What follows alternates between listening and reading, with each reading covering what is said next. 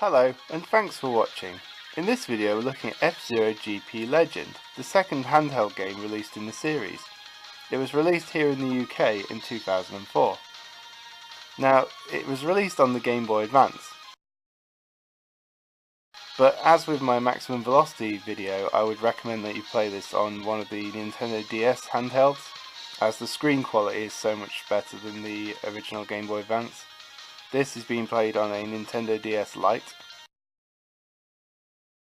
And you can see yourself how clear that screen looks and how sharp the colours are. But yeah, let's get into it. So, the first thing is the data select screen. I've already entered some here, and we'll just go in.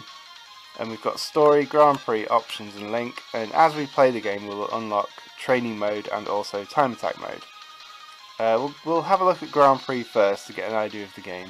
And then we'll go back and have a look at Story Mode, which is inspired by the F-Zero GX Story Mode. So here we go, Grand Prix. Difficulty select. As with most of the F-Zero games, they're quite difficult. I'll just stick with Novice, but you do have Standard and Expert if you want the extra challenge. The Cup is basically which tracks you'll be racing, so we'll start with the Bronze Cup. There are lots of vehicles in this game. There are up to 34, I believe, and you'll unlock those through progressing through the game, the Story Mode and Grand Prix. We've got the 4 original ships here from the Super Nintendo game, the Blue Falcon, the Golden Fox, the Fire Stingray and the Wild Goose.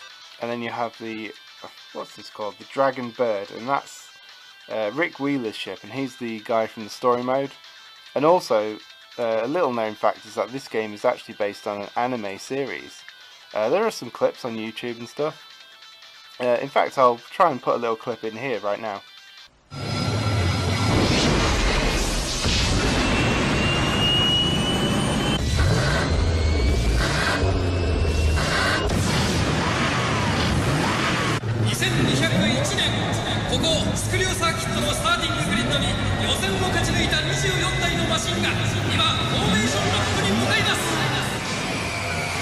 この中には賞金目当ての宇宙盗賊団の連中が必ず潜んでいる。莫大な賞金を絶対彼らの資金源にしてはならない。それが我々高機動小隊の使命です。レースに勝ちゃいいんだろ。トップは俺がいただくぜ。俺だ。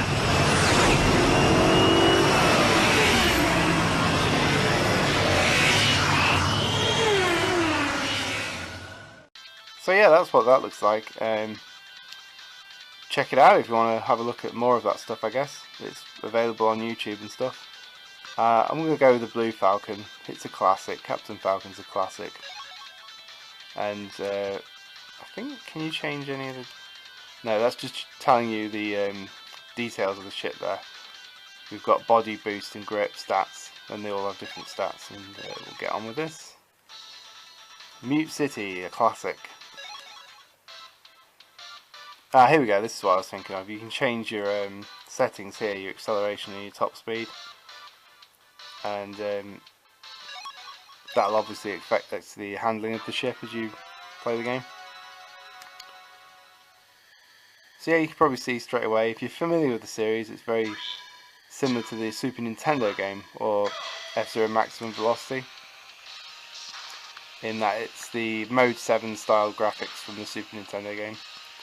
And you've got your ship there in the centre of the screen, and we're racing around. We've got accelerate, brake, we've got the air brakes for tight turns, we've got a power bar, so I have to collect power to stay alive. If you hit the sides you will lose power, hit other ships you'll lose power. And after we complete one lap we get access to the boost, as you can see now, and that, if I use the top 2 triggers at the same time, will boost the ship like that. Unfortunately that uses some of your power bar, so you have to replenish your power bar in the pits that are located around the side of the tracks in various places, just here. I missed that a little bit. It is very difficult to play this handheld while filming. I'm not going to pretend that I'm doing well here, but there we go, get some power. And yeah, so we've got the speedometer in the bottom right, bottom left we've got a map of the circuit that helps you predict upcoming turns and stuff. Quite useful. Last 3, that's how many laps we've got left. We've got a rank 1 of 30, so there are 30 ships racing. And we've got spare machines, and that's if you crash then you have to retry, you lose a machine. Let's boost again. And so around the track you see the power bar replenishing pit lanes. You've also got these little rough edges that slow your ship down. There are jumps in various places, and on some other tracks there are mines as well which can damage your ship. Get some more power. Oh, missed it. Only got 2 laps left anyway. Let's boost again. Oh, bounce off the sides. Ah, no. Get a little bit of power. 1 more lap. But yeah, that's the basic look of the game. And if you can hear it, I'm not sure if that'll come out in the video, it is a remixed version of the Mute City track, so the soundtrack's quite good. But yeah, it plays similarly to the original Super Nintendo game, like I say, and F-Zero Maximum Velocity, the other handheld version of the game out there. It's just a refined version, basically. Plays very smooth, feels good, looks really good. There's the results screen. And as I said in the opening, I really recommend you play Game Boy Advance games on one of the Nintendo DS consoles because the colours really pop. The original Game Boy Advance suffers from faded colours on the screen, and the games never look as good, but they look really sharp and clear. So we'll have one more look at a track here, and then we'll go into story mode and have a quick look at that. So here we go, Red Canyon.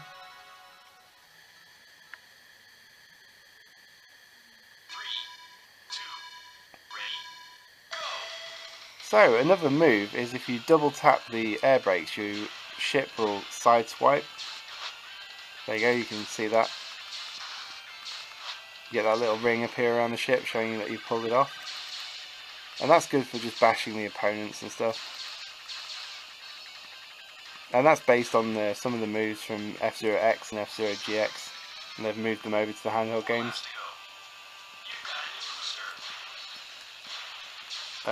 I think that's a little look at this track, and we'll move on to have a look at the story mode now, I think. So here we are on the main menu, and I just wanted to show you that Time Attack and Training mode have now unlocked because we've progressed through the game a little bit.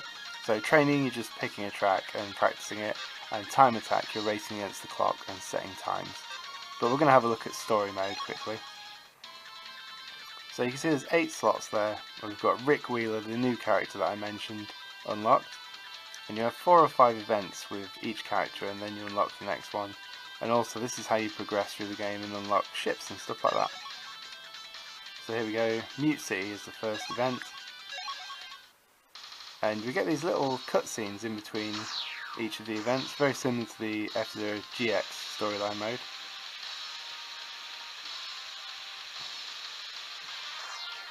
They basically just set up what's happening, give the game a bit of personality.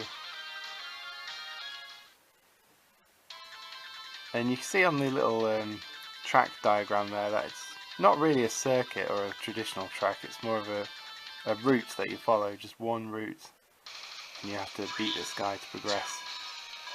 And it can be quite difficult, especially when filming like this, so I'm going to try my best to get through this.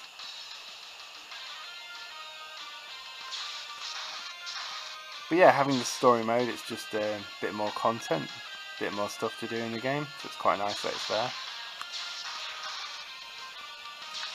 Let's see if I can stop bouncing off the sides long enough to beat him. Oh, maybe not. But maybe. Let's see. Yes, first place. So yeah, that's basically what story mode is. Just different events like that, really. So that's been a quick look at the story mode. I can't really show you too much as it'll take up too much time, but you get the idea of what that's about. We're going to just go into Time Attack mode, and we've currently got the Bronze Cup here and Mute City because it basically will let you play whatever you've unlocked throughout the game, and we haven't unlocked much yet. Let's play as the Fire Stingray. Okay. And yeah, so there's not much else I can really say about the game. It's fun, it plays very well, it looks good, it sounds good. There's no massive downsides really. There's maybe not a huge amount of new stuff. I don't personally feel that way, but if people are looking for any negatives, I'd say That's the only thing I could maybe hint on, is that there's nothing drastically different about this game. It's just more of the good stuff. And yeah, F-Zero GP Legend, it was the last game released outside of Japan in the F-Zero series. Hopefully we'll get something else one day, but for now it's the last one. In Japan there was F-Zero Climax, which came after this, which was another Game Boy Advance handheld game, very similar to this.